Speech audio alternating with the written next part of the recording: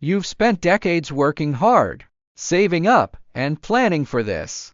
The golden years of travel. You have the time, you have the resources, and you have the desire to see the world. But there is a dark side to this freedom that we rarely talk about until it's too late. When you walk into an airport, you see gates, coffee shops, and duty-free stores. But there is a specific group of people watching you who see something very different. They see walking dollar signs. They see polite, trusting individuals who are likely carrying cash, high-limit credit cards, and expensive electronics.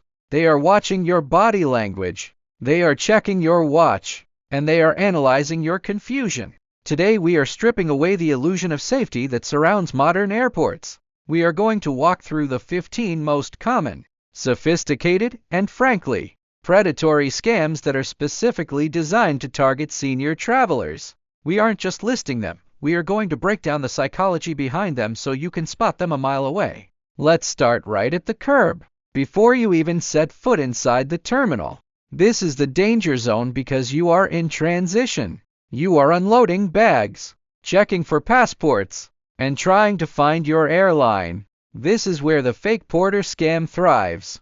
You pull up, and almost immediately, someone wearing a generic vest or a uniform that looks vaguely official grabs your heaviest suitcase. They smile, they are incredibly polite, and they say, "Let me get this for you, sir." They might even have a badge. But if you look closely, that badge is often just a laminated piece of cardstock with no official airport seal. They rely on your natural inclination to accept help.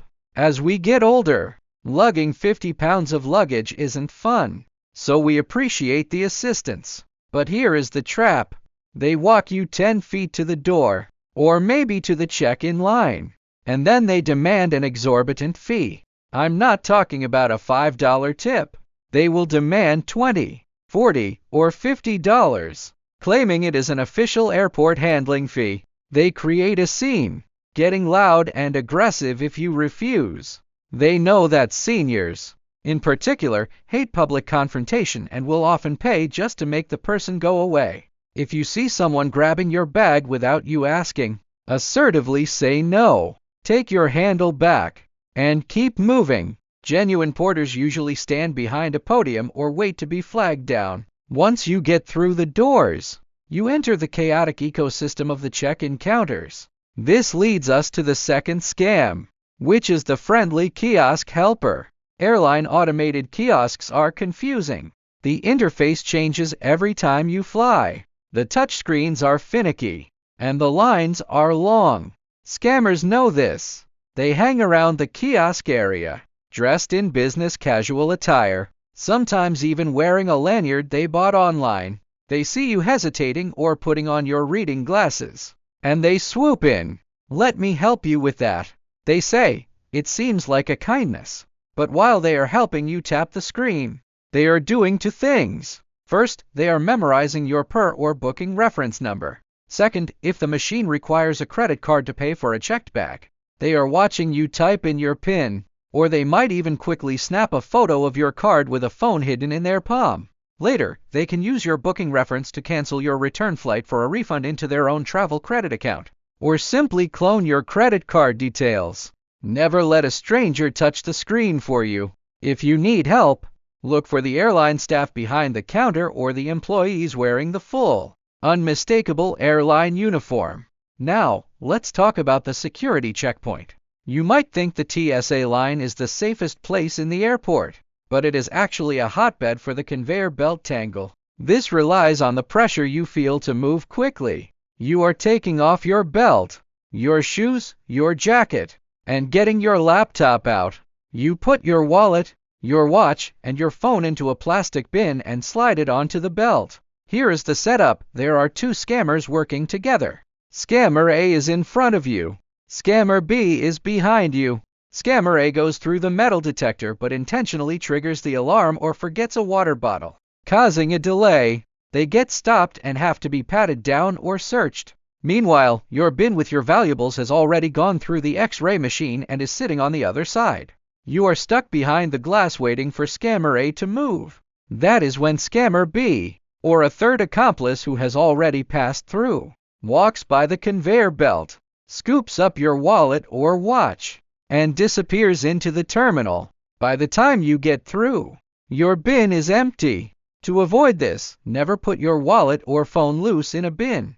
Put them inside your carry-on bag, deep inside a zippered pocket, before you even get in the security line. Speaking of security, we have to discuss the pre-check-in poster. This often happens before you even get to the airport, but the consequences hit you there. You go online to sign up for TSA PreCheck or Global Entry because you want to skip the lines. You search for it on Google, and you click the first link. It looks official. It has the logo, the flag, everything. You fill out your data, social security number, passport info, home address, and you pay the $100 fee. But you didn't apply for PreCheck. You applied through a third-party processing site. Best case scenario, they charge you triple the actual fee just to submit your application for you. Worst case scenario, it's a pure identity theft harvesting operation. You show up to the airport expecting to breeze through the fast lane, only to find out you aren't in the system. Your money is gone, and your identity is compromised. Always ensure the URL ends in .gov before entering any personal data. Once you are airside, past security, the dynamic changes. You feel safe, you relax. You might be hungry or thirsty. This is where the distraction theft comes into play, often called the mustard stain or the ketchup squirt. You are sitting at a food court or walking to your gate. Suddenly, someone bumps into you, or perhaps they point out a stain on your jacket. Oh my gosh, I am so sorry. I spilled my coffee on you. Or you have something on your back. They start fussing over you, grabbing napkins, trying to wipe it off. It feels embarrassing and chaotic. In that moment of confusion, while you are looking at the stain and they are invading your personal space, their partner is lifting your carry-on bag from between your legs or sliding your purse off your shoulder. By the time they apologize and walk away, your bag is gone. If anyone spills something on you or touches you, your first instinct should be to immediately grab your bags and step back. Create distance. Do not let them touch you. Now, let's talk about technology. The modern airport is a digital minefield. One of the most common threats targeting seniors is the free Wi-Fi trap. You don't want to use up your data, or maybe you don't have international roaming. You open your phone, and you see a network named Free Airport Wi-Fi or Starbucks Guest Free. It is open, no password required. You connect, check your email, maybe log into your bank account to move some funds for the trip. But that wasn't the airport's Wi-Fi. It was a man-in-the-middle attack. A hacker sitting 3 gates down with a laptop created a fake hotspot with a convincing name. Everything you sent over that connection, your passwords, your emails, your credit card numbers went straight through their computer before hitting the internet. They have everything. If you must use airport Wi-Fi, never do any banking or sensitive browsing unless you are using a virtual private network, a VPN, which encrypts your data. If you don't have a VPN, stay off the public Wi-Fi. This connects directly to the next threat, juice jacking. You see those convenient USB charging stations on the seats or pillars. You plug your phone in because your battery is low. But a standard USB cable doesn't just transmit power, it transmits data. Criminals can modify these public charging ports or leave their own cables plugged in, looking like they were forgotten. When you plug in, they can install malware on your device or suck data off of it. It's rare, but it's real and it is growing. The solution is simple: carry your own portable power bank, or use a wall outlet with your own charging brick. Never plug your phone directly into a public USB slot, since we are talking about electronic safety and being savvy travelers. If you are finding value in this deep dive and want to protect yourself and your loved ones on future trips, please take a second to hit that subscribe button. It really helps the channel, and it ensures you won't miss our upcoming guide on hotel safety. Let's get back to the scammers. We are seeing a rise in something called the Bluetooth tracker plant. This is terrifying because it follows you home. Criminals in the airport look for travelers with expensive luggage Rimowa cases, designer bags, or seniors wearing expensive jewelry. They slip a small Bluetooth tracker, like an AirTag or a Tile, into an outer pocket of your suitcase while you are distracted in line or at the food court. They don't rob you at the airport. They wait. They track your luggage to your hotel or, worse, to your home if you are returning. They know exactly where the expensive goods are located. If you get a notification on your phone saying unknown accessory detected near you or AirTag found moving with you, do not ignore it. Check your bags immediately. If you find a tracker that isn't yours, remove the battery. Now, let's discuss money. The currency exchange ripoff is a classic, but it hits seniors hardest because of the confusing math involved. You see a booth that says "Oh commission" or "No fees." It sounds great. You walk up to exchange your dollars for euros or yen. They smile, do the swap, and hand you the cash. What they don't tell you is that while they charge no commission, their exchange rate is atrocious. They might be giving you 15% to 20% less value than the actual market rate. They rely on the fact that you probably won't do the mental math of converting $500 into a foreign currency with a decimal point in the wrong place. They are legally stealing from you. The fix: always use an ATM at your destination to withdraw local cash. The bank rate is almost always better than the airport booth rate. Speaking of ATMs, we have the ATM skimmer. Airport ATMs are high traffic targets. Scammers attach a device over the card slot that looks identical to the machine. When you insert your card, it reads the magnetic stripe. A tiny pinhole camera hidden above the keypad records your fingers typing the PIN. This isn't just a street scam, it happens inside terminals too. Before you put your card in, wiggle the card reader. If it feels loose, bulky, or plastic, walk away. Here is a psychological one: the grandchild emergency. You are sitting at the gate, waiting to board. A frantic young person approaches you. They are well dressed but look panicked. They say, "I am so sorry to bother you, but I lost my phone and I need to call my parents to tell them I landed safely. Or my flight was canceled and I need to rebook but my battery is dead. Can I please borrow your phone for just 1 minute?" You look at them and you see your own grandchild. You want to help.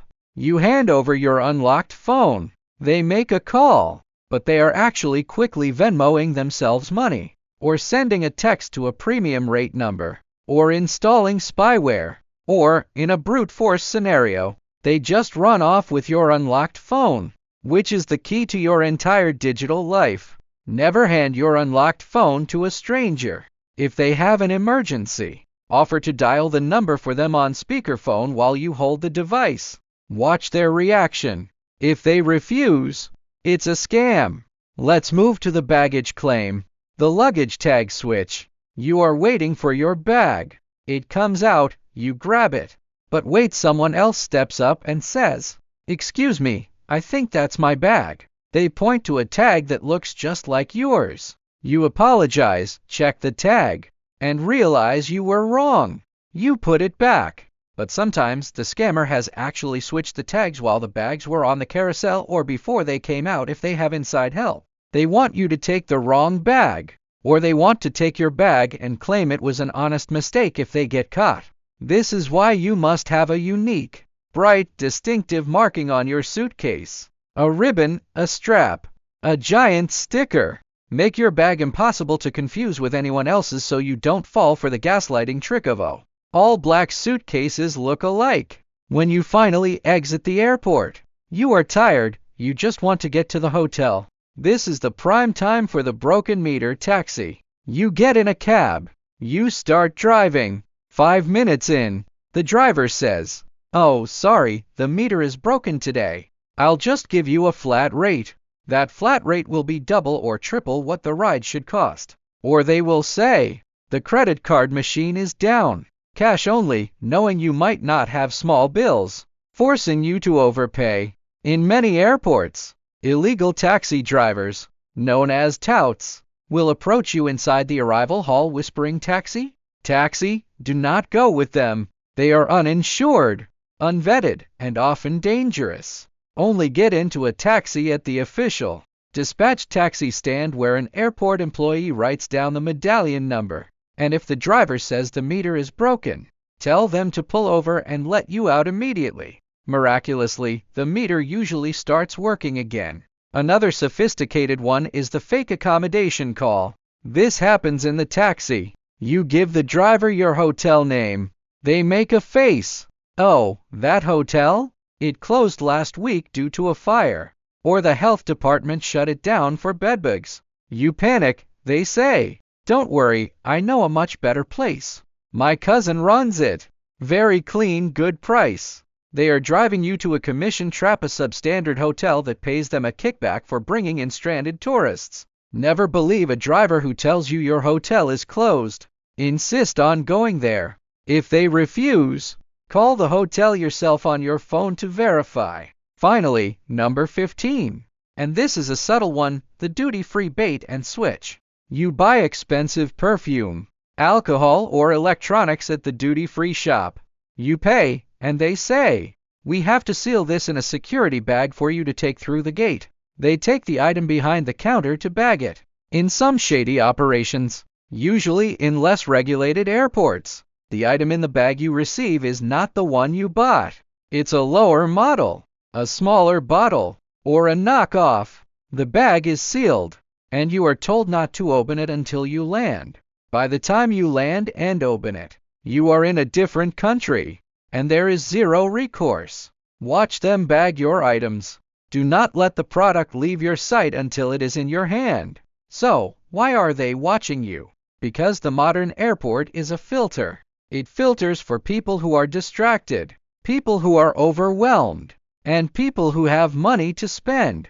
Seniors often tick all three boxes in the eyes of these predators. But here is the truth: you are not helpless. Awareness is 90% of the battle. The goal of this video isn't to make you afraid to travel. Travel is the reward for all your hard work. The goal is to make you a hard target. A scammer looks for the path of least resistance. When you cover your keypad, when you hold your bag tight, when you refuse to be distracted, when you say no firmly to unsolicited help, you signal to them that you are not the one. You are too much trouble. They will move on to someone else. Walk with purpose. Keep your head on a swivel. Trust your gut. If something feels too friendly, too urgent, or too convenient, it is probably a trap.